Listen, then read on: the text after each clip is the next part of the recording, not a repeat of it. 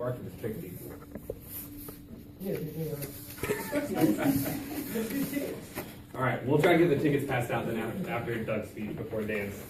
So, coming up, Doug.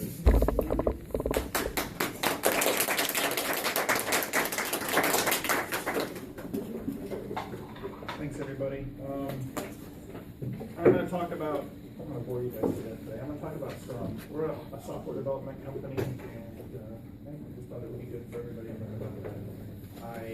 Actually, what happened was I totally forgot that I had signed up today. And on Monday, I realized that I had to do something, and I was given an hour-and-a-half speech on this before, and I'm trying to whittle that down to 7 minutes. It's not easy. So if it doesn't make sense, sorry. So what is Scrum? Scrum's an agile development methodology in which the Scrum team comes first in all instances.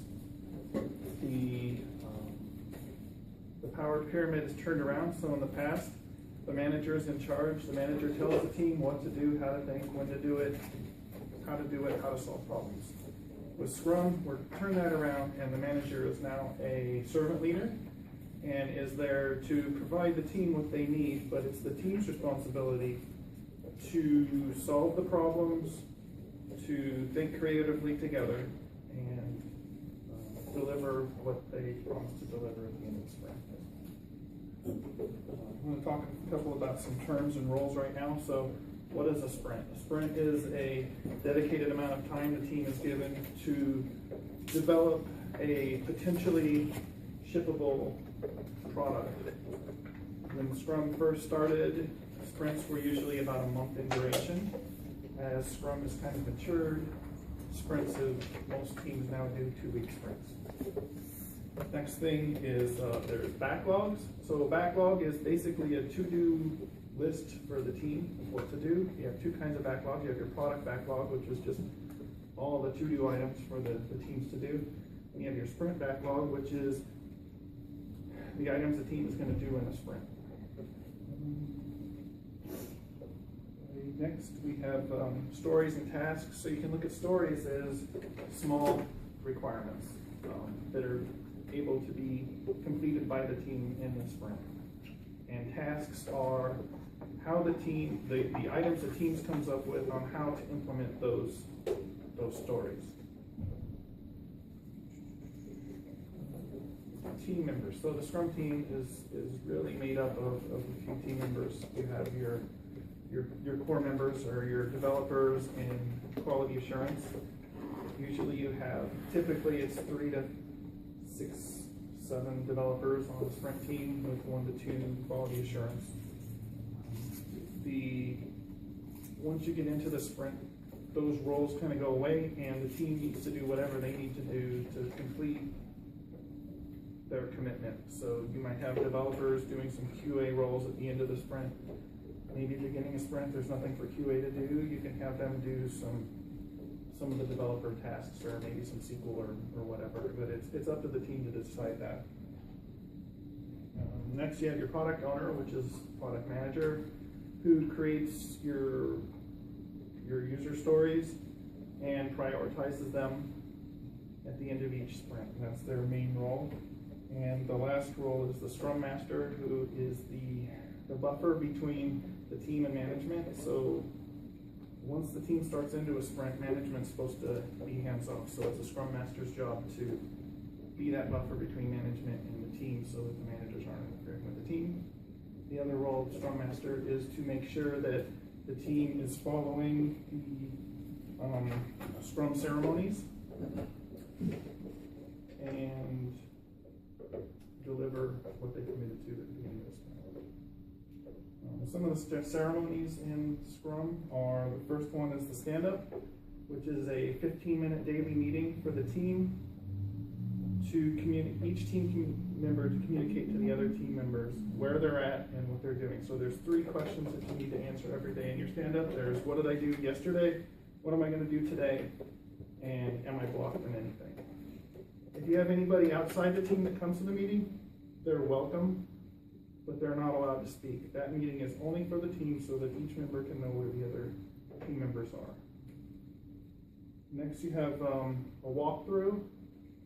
So the team gets together with the product owner and they talk about the user stories that are coming up, so that the team has less ambiguities, so they understand better what's coming up. And in this meeting, you usually give story points to the stories. You can use different methods. Some teams use t-shirt sizes. My teams usually use the Fibonacci series, so it's 135, 7, 13. Let's see.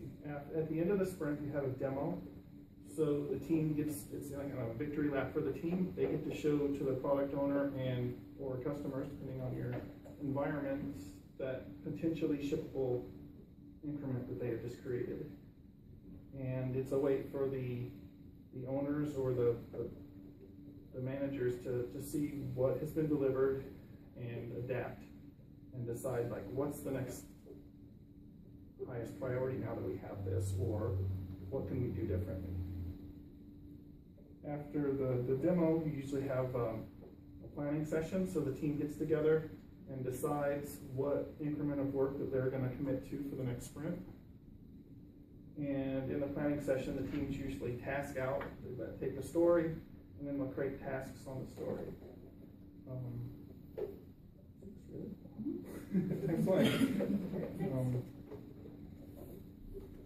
They task out the story so that they know what tasks they need to do. Let's see.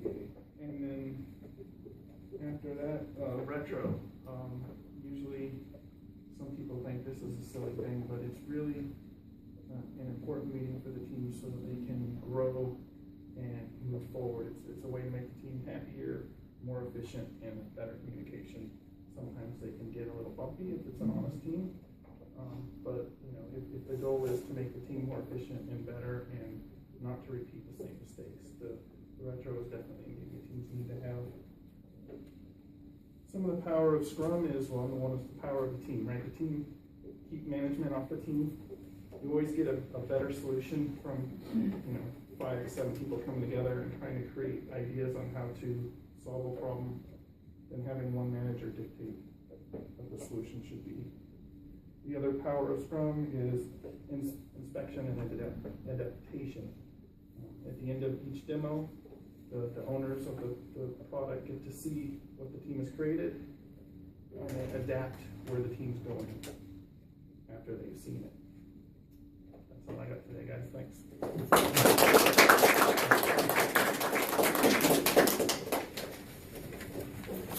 So for me, I know nothing about the development side, so that was interesting. But that was a good speech, Doug, just for the fact that I'm sure there's a lot of people who, when they try to think of their speeches that they're doing for Toastmasters, they're trying to think of something new or something that'll be entertaining to the group. But remember, this is all about bettering yourself. So if your speech is something that you have a big presentation coming up, or you have a big meeting that you're going to need to say something at, don't be afraid to have us be your test audience and get some pointers on how to do it, or just have it as an opportunity to run through it to try and shorten it or whatever you need to do. So that was great.